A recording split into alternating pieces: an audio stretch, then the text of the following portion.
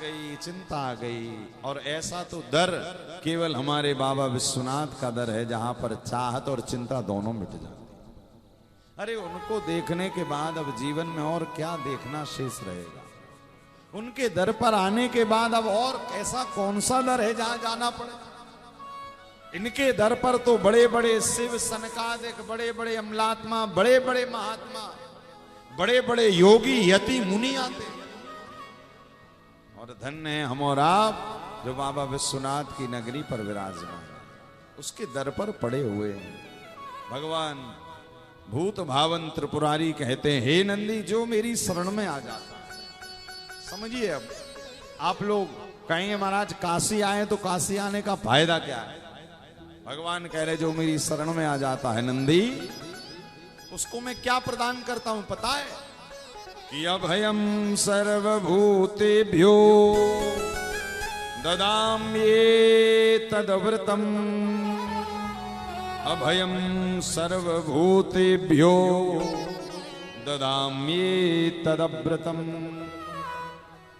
देखो जीवन में हमारा जीवन कितना बड़ा है, हम 100 साल के जी रहे, ये बड़ी बात नहीं। हम कम जिए किंतु भय मुक्त जिए। भय युक्त यदि हम 100 साल के भी जिए तो क्या मतलब? क्या भय युक्त नहीं, भय मुक्त जीना है। और भगवान शिव कह रहे हैं जो मेरी शरण में आ जाता है नंदी शक्रदेव प्रपन्नाय तवास्मिति च याचते अभयम सर्वभूतेभ्यो ददाम्ये तद्व्रतम। उसको मैं सबसे पहला वरदान देता हूं, उसके जीवन से भय को मिटा देता हूं। और इच्छा देखिए, डर कर यदि जिए तो क्या मतलब? कई लोग कहते महाराज आज तक तो चल गया, कल क्या होगा?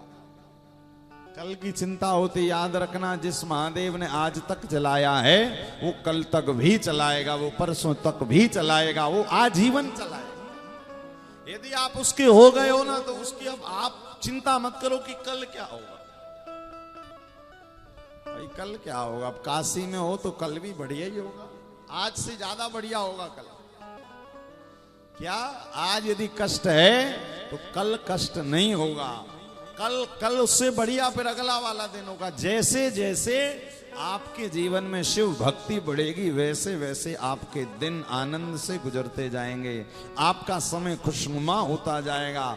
जैसे जैसे आप शिव जी के नजदीक पहुंचोगे वैसे वैसे आपकी चिंता दूर होती जाएगी। इसी कारण भैया शिव पुराण सुनने के बाद चिंता मत करो, हाँ हो सके तो जीवन में बाबा का चिंतन करो। शिव पूजन में मस्त बने जा, भक्ति सुधा रस पान किए जा, फिर दर्शन विश्वनाथ के पाए। और एक काम कर लेना, क्या? मुख से जप ले नमः शिवाय, दर्शन विश्वनाथ के पाए। और एक काम कर लेना, मुख से नमः शिवाय कह देना।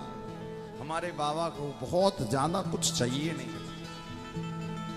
कहाँ रहते हैं? बोले भैया ना देखो, सबसे सरल देवता, सबसे सस्ती पूजा यदि किसी की है तो हमारे देवादिदेव महादेव की। इसी कारण देखा है आपने, इनके नाम के आगे ही लगता है भोले शंकर। शंकर जी के नाम के आगे क्या लिखा जाता है? भोले शंकर। भोले राम कोई नहीं कहता, भोले कृष्ण। ठाकुर जी तो हमारे कभी भोले हो ही नहीं सकते, जो 3 जगह से टेढ़े हैं। ठाकुर जी त्रिभंग लली हैं आज भी वृंदावन में, इसी कारण उनको बांके का अर्थ ही टेढ़ा है। बांके बिहारी क्यों कहा जाता है? बांके बिहारी क्योंकि वो टेढ़े हैं। सूरदास जी पहुंचे थे एक बार वृंदावन और ठाकुर जी की स्तुति गाकर कही थी, हे लाला जहां टेढ़ो विराजत नंद को लाला, अरे टेढ़ी सी पागल से सिर पे, कछु टेढ़ी सी सोहत कुंजन माला, टेढ़ी सी ग्रीव झुकी कर पे, कछु टेढ़े से नयन कटाक्ष कराला, टेढ़ी सी बोली में बात करे, कछु टेढ़ी सी चाल चले नंदलाला, टेढ़ी सी भूमि है वाह ब्रज की, जहां टेढ़ हो विराजत नंद को लाला। हमारे कन्हैया इतने टेढ़े भैया, इतने टेढ़े, तभी तो बाबा इनके बड़े दीवाने। पता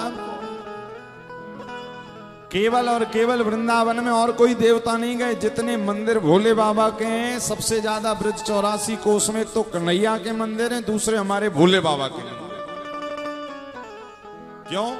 बोले दोनों एक दूसरे के पूरक हैं। अच्छा, हमारे भोले बाबा भले बैरागी हैं, त्यागी हैं, तपस्वी हैं, किंतु इनके वैराग्य में भी ठाकुर जी की भक्ति का अनुराग है। और ऐसा वैराग्य सर्वकाल सर्वश्रेष्ठ माना जाता है जिसके वैराग्य में भक्ति का अनुराग होता है। बिना अनुराग के कोई वैराग्य नहीं होता। वैराग्य का मतलब छोड़ देना नहीं, वैराग्य का मतलब है कि हमें जीवन में केवल भगवान को पकड़ना है। जो छूटना होगा वो अपने आप छूट जाएगा। वैराग्य की जब हम बात कहें ना, हमारी व्यासपीठ जो कहती है वैराग्य का मतलब, हमारी व्यासपीठ हमेशा यही कहती, वैराग्य का मतलब कुछ छोड़ना नहीं है जीवन में। तो फिर क्या है? वैराग्य का मतलब है आप एक जीवन में कथा सुनने का व्रत ले लो बस। और याद रखो, जो छूटना होगा ना वो अपने आप ये कथा छुड़वा देगी, और जो साथ में रखना होगा ना, ये कथा आपके साथ में ही उसको रखेगी। अब कई कहते महाराज ये छोड़ दो तो वो छोड़ दो तो भगवान मिल जाएंगे। क्या? भूखे रहो तो भगवान मिल जाएंगे, व्रत करो तो ठाकुर जी मिल जाएंगे। यदि व्रत करने पे ठाकुर जी मिल जाते तो भैया गरीब व्यक्ति को रोटी भी नहीं मिलती दोनों टाइम, बेचारा उसको तो पहले मिल जाने दो। कई कहते हैं गंगा जी में गले तक डूबे रहो तो मुक्ति मिल जाएगी। मछली देखी ना आपने, 24 घंटे गंगा जी में रहती, तो फिर तो भी मछली है। तो फिर सबसे बड़ा व्रत कलिकाल का यदि कोई है तो सबसे बड़ा व्रत है महादेव की कथा का श्रवण करना। नवदा भक्ति में भी कलिकाल में पहली भक्ति बताई, श्रवणम कीर्तनम विष्णु स्मरणम पाद सेवनम अर्चनम बंदनम दास्यम सक्षमात्म निवेदनम। क्योंकि अच्छा एक और बात, जीवन में बहुत ज्यादा व्रत आपसे सद भी नहीं पाएंगे, कर भी नहीं पाओगे। हाँ, कथा सुनने का व्रत, जैसे हमने आप सबसे कहा भैया काशी चलो, तो आप सबने काशी का व्रत ले लिया ना 7 दिन का और आ गए। कथा सुनने का व्रत, ये सरल वाले व्रत कर लिया करो।